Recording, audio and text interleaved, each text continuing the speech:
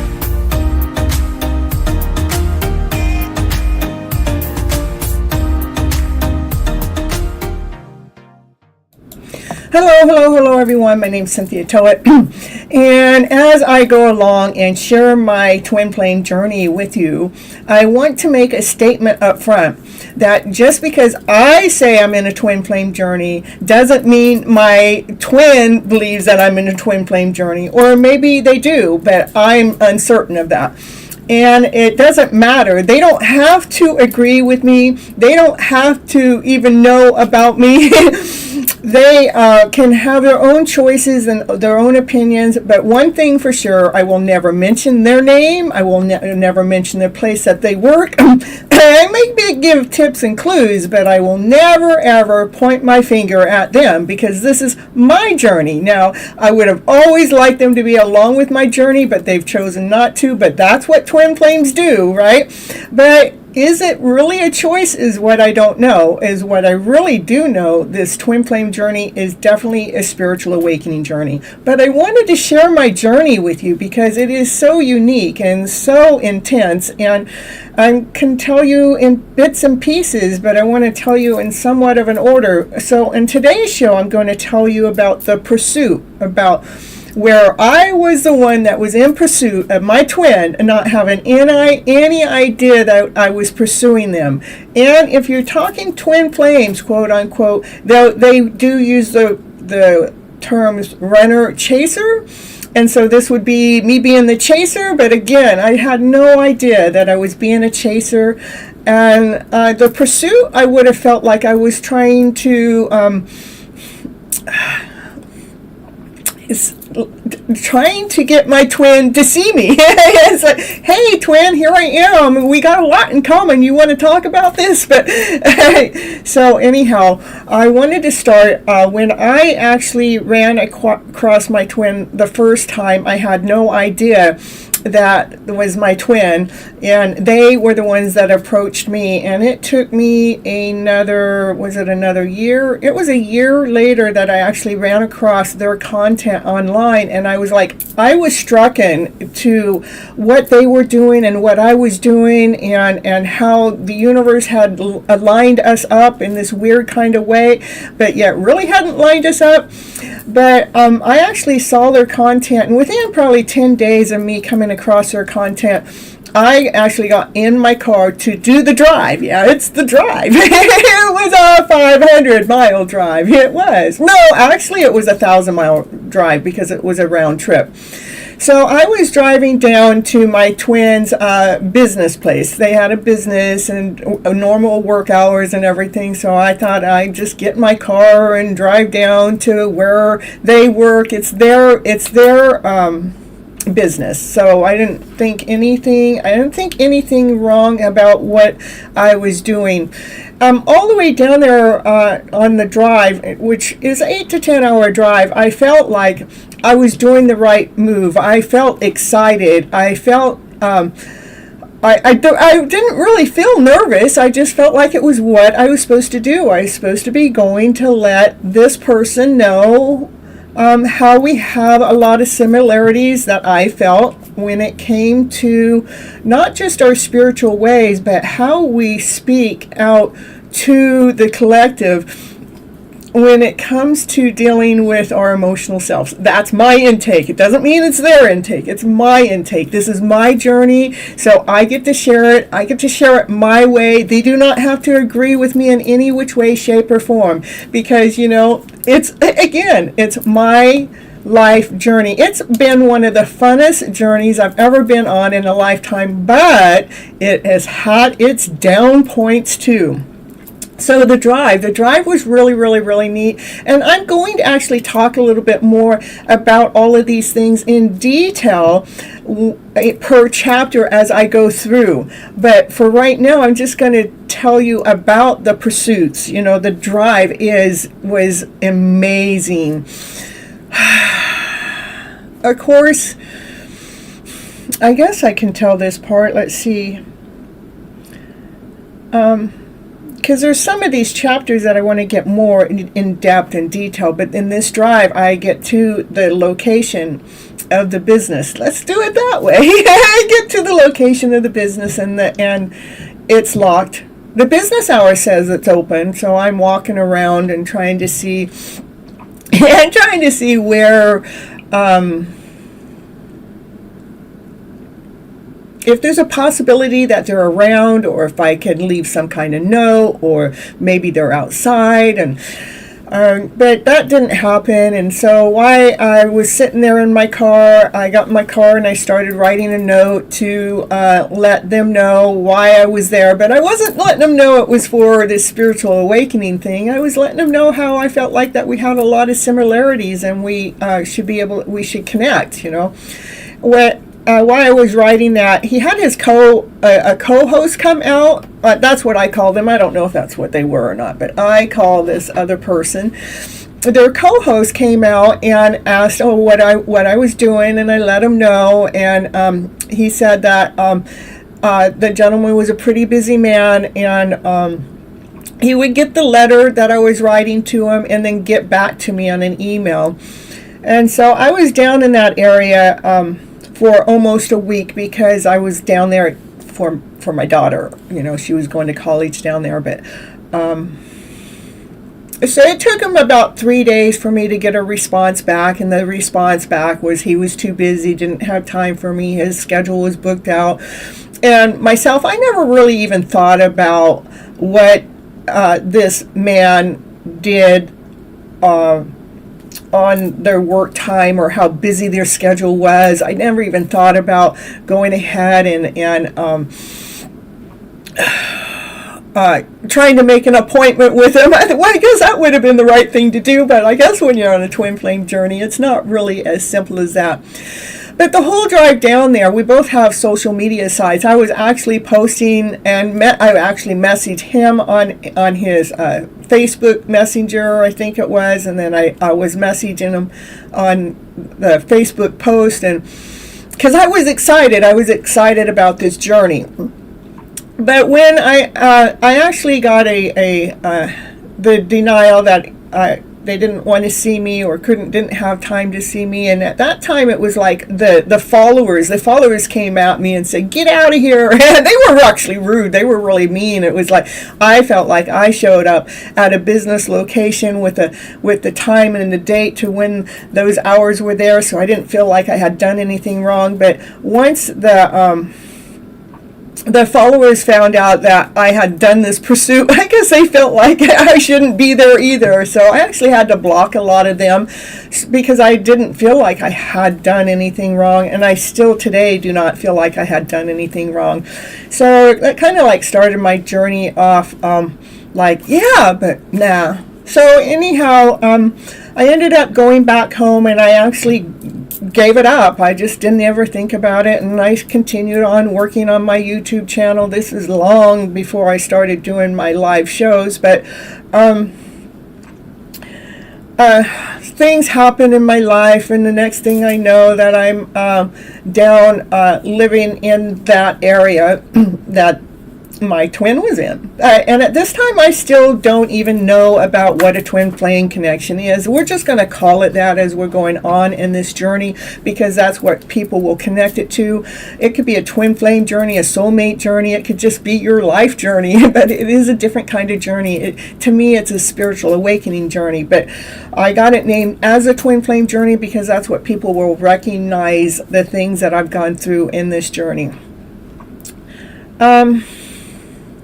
It was about another year later, like I said, I ended up, my whole life situation changed. It was not even the same.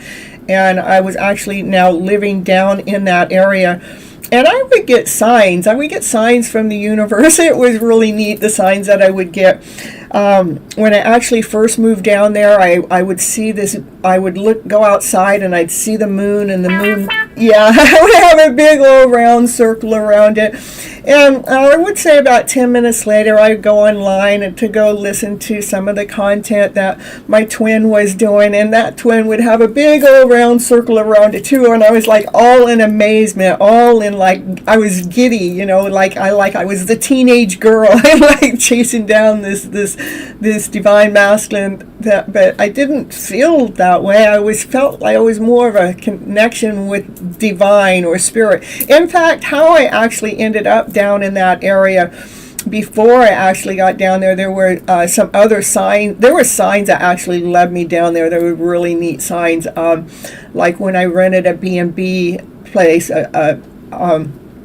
that I got to do some studio stuff in. It's about something about the typewriter where I could do my story, write my story, and I went upstairs, and upstairs was all these different places that you could go into to set up to record. That's the way I looked at it. And then one place I went to set up and record, they had a chair like this, which I look at as being, you know, someone that's in a producer, someone that's, you know, someone that's in the spotlight, connected to someone that's taking care of business. And then down on the carpet, there was this carpet that really represented my twin flame. That's kind of like, I was like, whoa, can you believe that the universe provided this carpet and then this chair to, it's like, Divine's actually in the middle of setting me up for my own success, but I think it's all about them. Even though I was in the middle of creating my own channel here on YouTube. When I actually got in the area, I would get other signs besides the moon sign, or it would always be something. Maybe I would be listening to something, and then all of a sudden I would change the channel over to his channel, and what I was listening to was like a mirror image. It was like, how are they playing the same thing that I was listening to? I mean, out of all the music that could be listened to at this time, you know, why is it so connected, or why is it the same thing? It was just like a mirror image going on. And I eventually found, I don't know, there was a piece of paper right by my car that had it was a sign. I won't tell you what some of the signs are, because I don't want to connect the dots to who the person might be, because they are live too. So, but eventually one day I was listening to, I was hoping to run into him. I was, but I didn't think anything I was doing was wrong. I was excited about this whole journey. But one day I found out he was going to be down at the beach recording. So I thought, well, I'll show up down at the beach. But the beach is a really big beach, you know. And I'm new to the area, so they could be anywhere along the beach. But you see, I have these messages that I get from Divine that led me and guided me right to where he was on the beach that night, and it was just so mind-blowing. I actually had someone that I was staying in communication with as I was going through this journey, let him know, I'm almost there, oh no, check this out, check that out. And some of the details that actually led me to the location of where they were that sign that I found on the ground, that it had a number on it, and that number actually coordinated close to the street numbers that were close by. and then when I saw this vehicle drive by that seemed similar to their vehicle, I knew that I was right close by. Once I saw that vehicle, which wasn't theirs, I'm going, oh, he's close by. And so I made a U-turn and moved. There he was.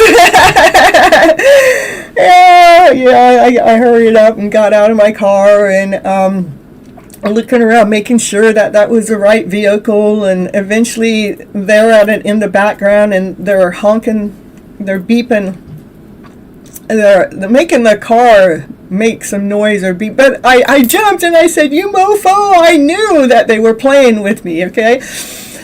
Well, I still hadn't met up with him. I just kind of like was walking around. All of a sudden I saw him and I called his name and he goes, oh, do we know each other? And boy, I was just like, blah, blah, blah, blah, blah. Maybe kind of, sort of.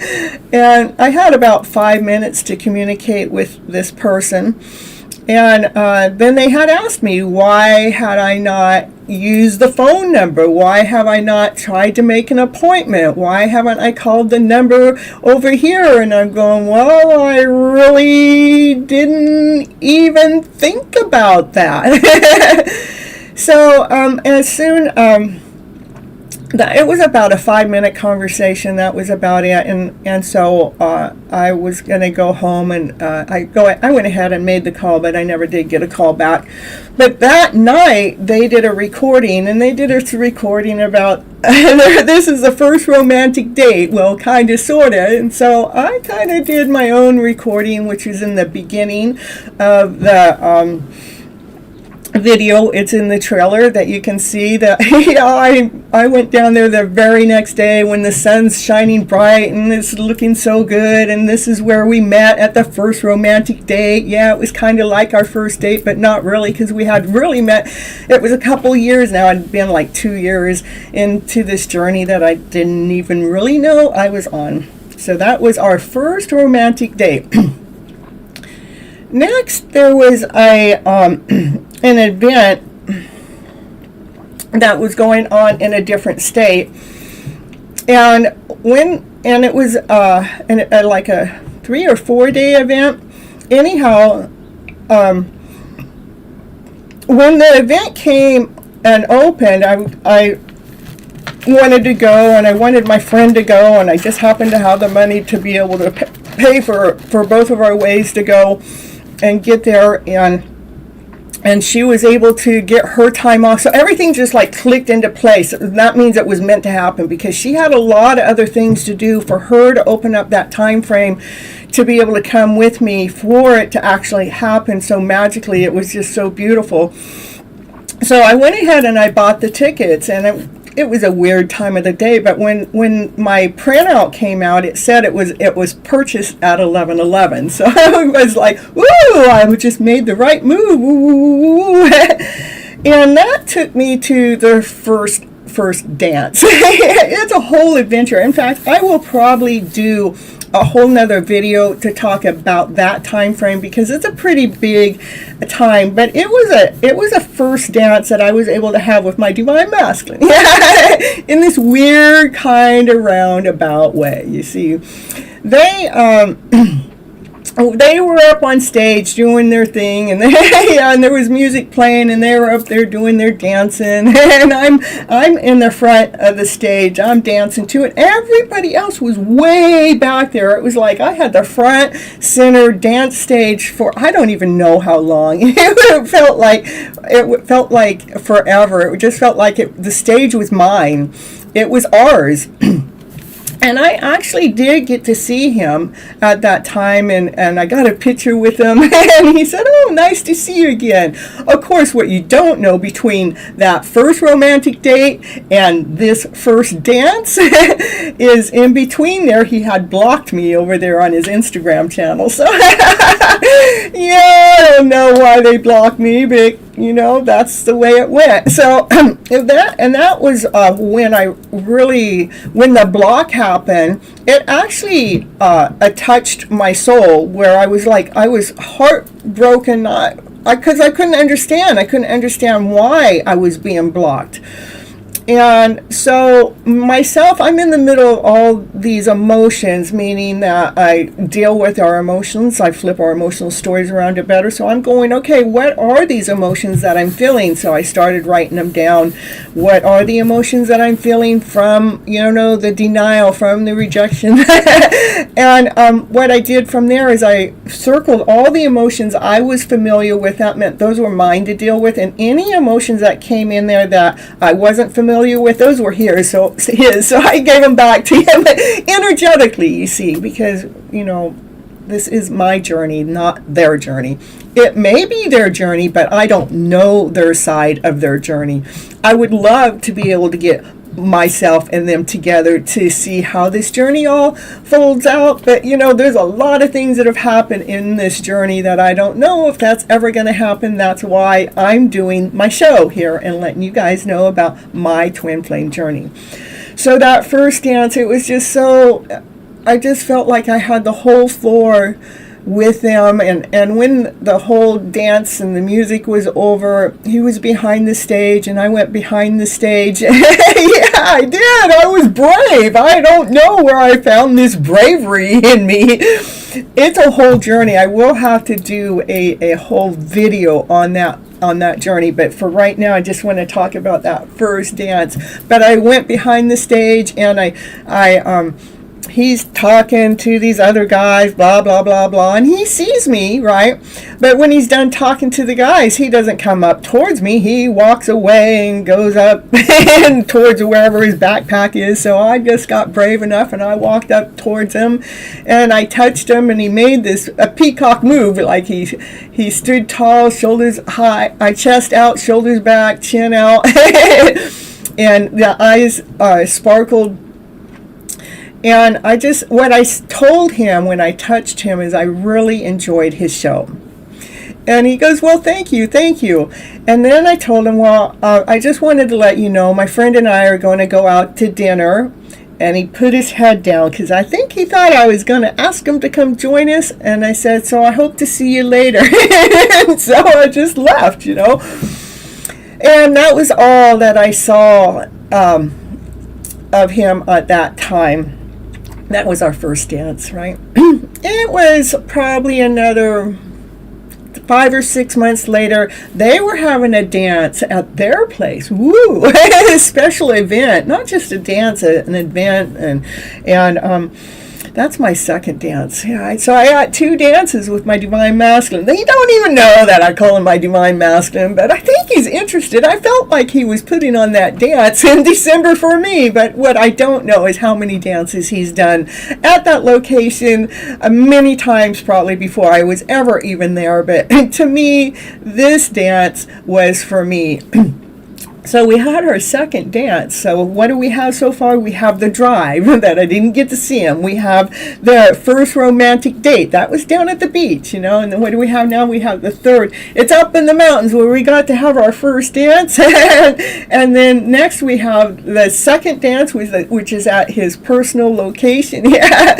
So, yeah, that location that I drove to, that I wasn't allowed in, that's where the dance was, okay? So,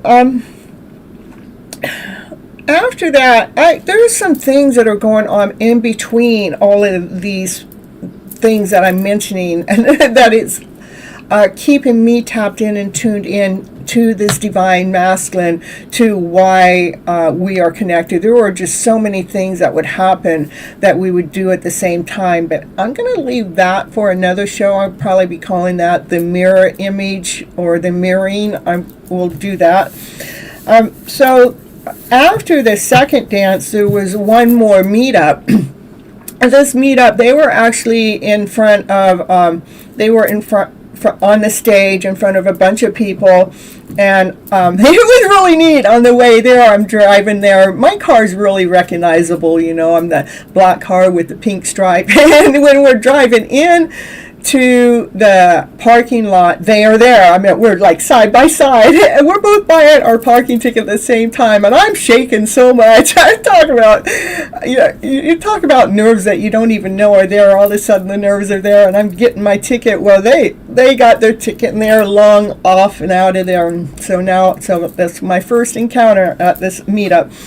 before I actually met up with them. And then I go and park my car, and as I'm parking my car, they go driving by again. I mean, they should have already been parked because they took off long before me, so I got to see them again. And there was actually 3 times I actually got to see them before they were actually up on stage. So that was like, I'm going, wow, you know, look at the universe set us up to actually see each other, you know. I don't know if they saw me. I know they saw me on the way in, and I know they saw me probably again in the parking lot when they drove by, but the 3rd time, I don't know if they saw me or not. But then,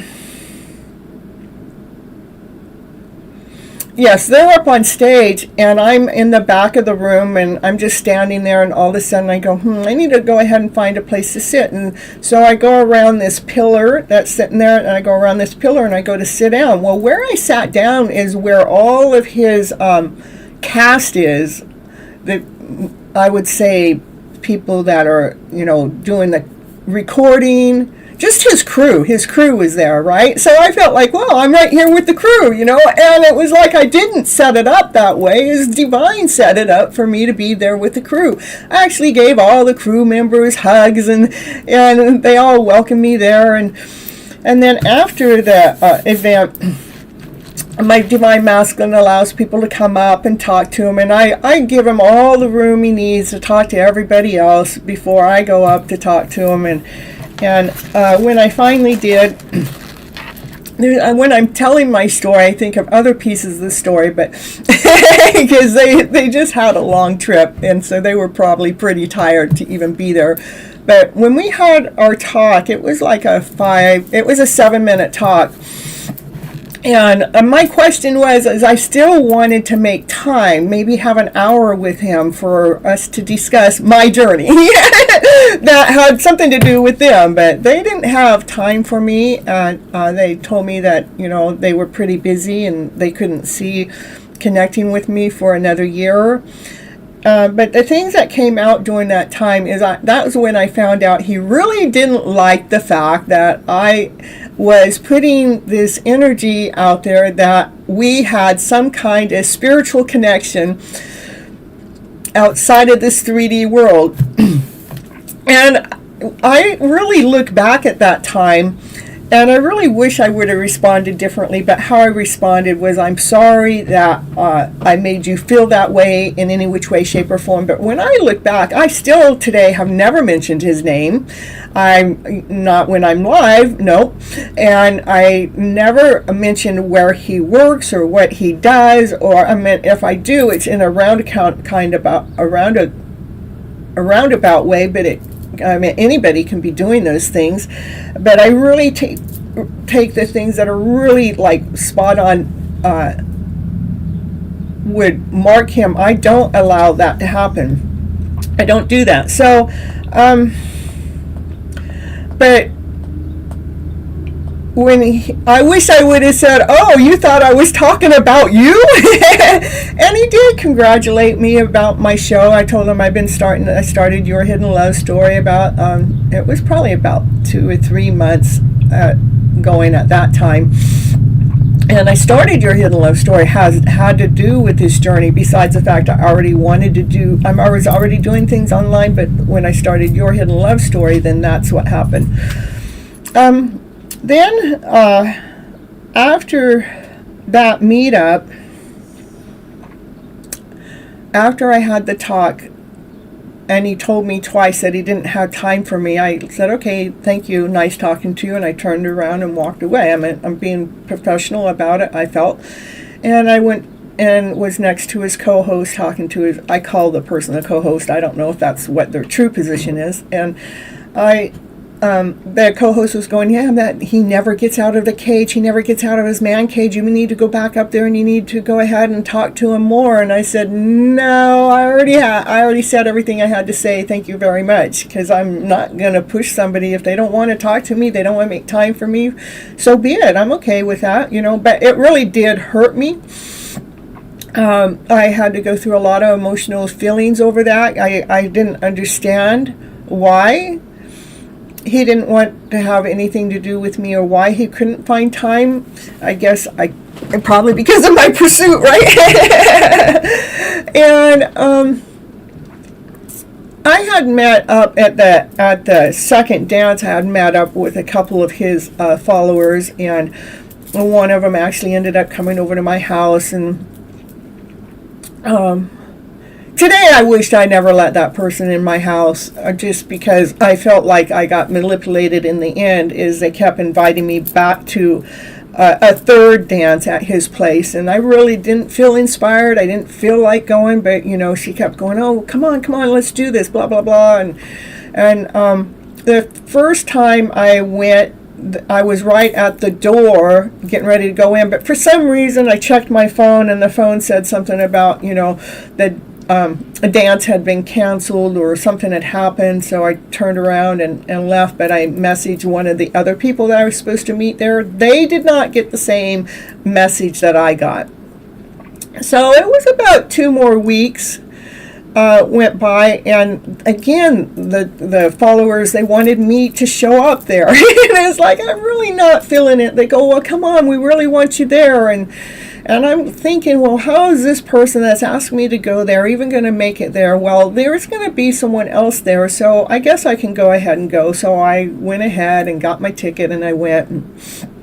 And I went to the event, this is the third dance that never really truly happened for myself. I went in, and nobody was at the front door, so I welcomed myself in. But what I saw when I was there was something that I had sent them.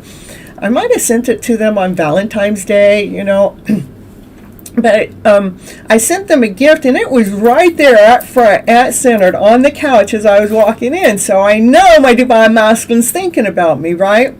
So I go in, and I'm sitting with one of the followers, and we're chit-chatting, and I said hi to his co-host and a couple of others. But within 5 or 10 minutes, the co-host came and said, and I got up, and I go, what are you doing, kicking me out of here? I already knew I wasn't supposed to be there, And that's exactly what was happening. I was told that I wasn't welcome there.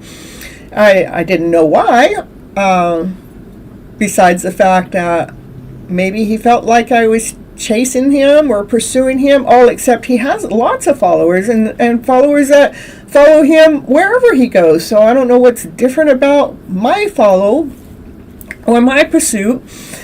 Well, anyhow,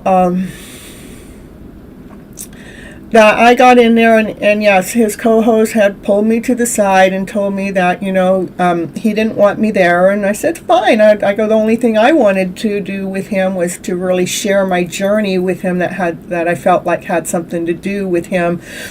And I wanted to be able to talk about it. And so the co-host said, well, maybe you can send me an email, and I'll send it to him later. And I said, nah. I go, I've given him plenty of opportunities to contact me or to make something happen, and I've been turned down every time, so no thank you. And then I left. And that is the very last that I ever pursued my twin flame. There is a lot more with my journey that's going on to go on forward, which I will tell as I'm making this content and getting my story out there, because there are a lot of hidden pieces within this story that haven't been revealed, and I'm sure there will be many that get forgotten about being revealed. But my main reason to want to share my journey with you guys that might be out there on a twin flame journey is let you know that these journeys do happen, and maybe the one you can sense it and the other one doesn't. And that's okay, because it does grow you, it does expand you. It does make you wake up, because you get tired of putting your energy into somebody else's life, that's not willing to give that energy back in exchange. even though I felt like I was getting the exchange from another format, and that's on my channel, but that's another hidden story, and I can reveal that later. But that's what I wanted to talk about, the drive, which we just talked about. We talked about the first romantic date. We talked about the first dance, the second dance, the meetup, and then the last thing was that third dance, which was the rejection. And so you're going to find out how I dealt with this all along. Until next time, have an awesome, amazing, beautiful day. Bye, butterflies. Catch.